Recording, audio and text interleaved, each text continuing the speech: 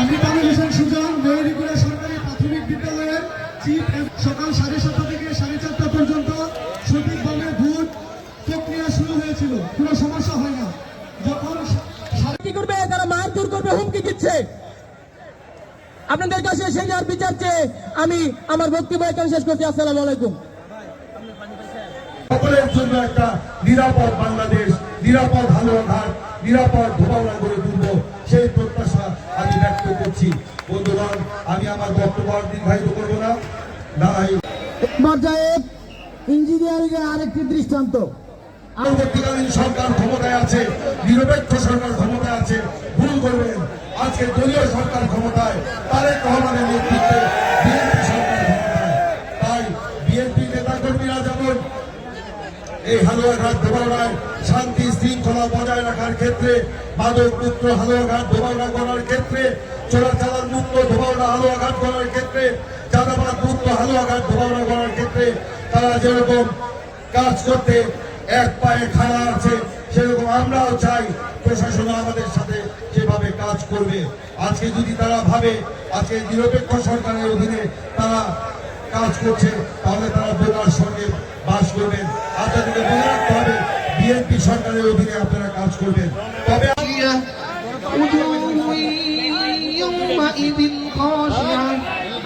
আপনারা মনোবল দৃঢ় রাখবেন, মনোবল অটুট রাখবেন।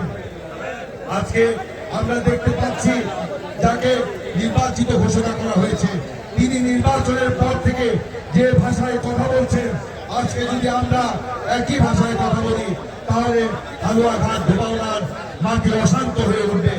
আমি ব্যক্তিগতভাবে চাই না হালুয়াঘাট ধোবাউড়ার মাটি অশান্ত হোক। আমি চাই হালুয়াঘাট ধোবাউড়ায় শান্তির পরিবেশ বজায় থাকুক। সেই জন্য আমি এই পরিবেশকে আর অশান্ত না করে আমরা ধৈর্য ধারণ করছি।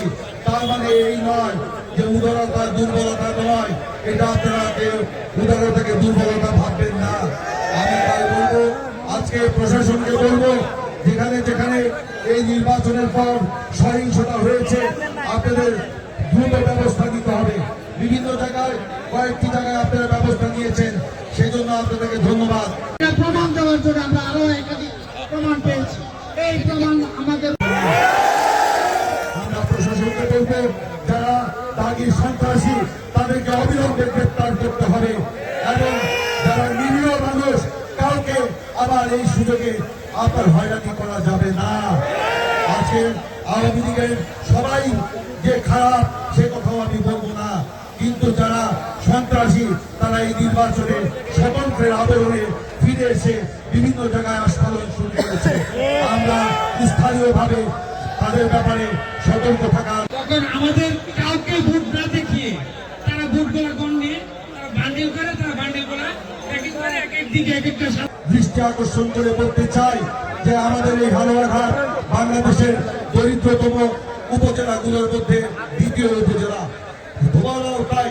সেই কারণে আমি বলবো, এই হালুয়াঘাট এবং ধোবাউড়ায় আপনি ফ্যামিলি কার্ড, কৃষক কার্ড প্রদান করবেন।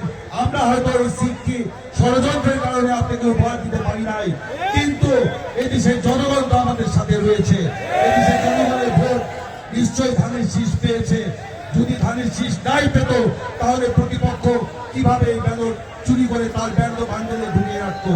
আজকে আমি বলতে চাই, আমি বিশ্বাস করি না প্রশাসন এই সূক্ষ্ম ষড়যন্ত্র বা কারসাজির সাথে জড়িত, এটা আমি বিশ্বাস করতে চাই না। কিন্তু কেউ যদি এর সাথে জড়িত থাকে, এটা যদি প্রমাণিত হয়, কালকে ছাড় দেওয়া হবে।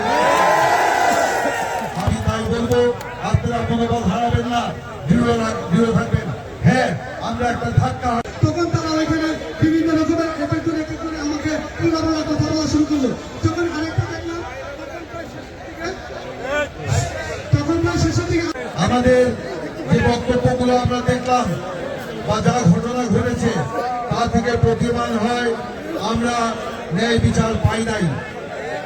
বিশেষ করে নির্বাচনের 2 থেকে 3 দিন আগ থেকে প্রতিপক্ষ প্রতিদ্বন্দ্বী প্রার্থী তিনি যে টাকার প্রভাব বিভিন্ন এলাকায় ছড়িয়েছেন, রাতের দুপুরের দিনে টাকা দিয়ে ভোট কেনার চেষ্টা করেছেন।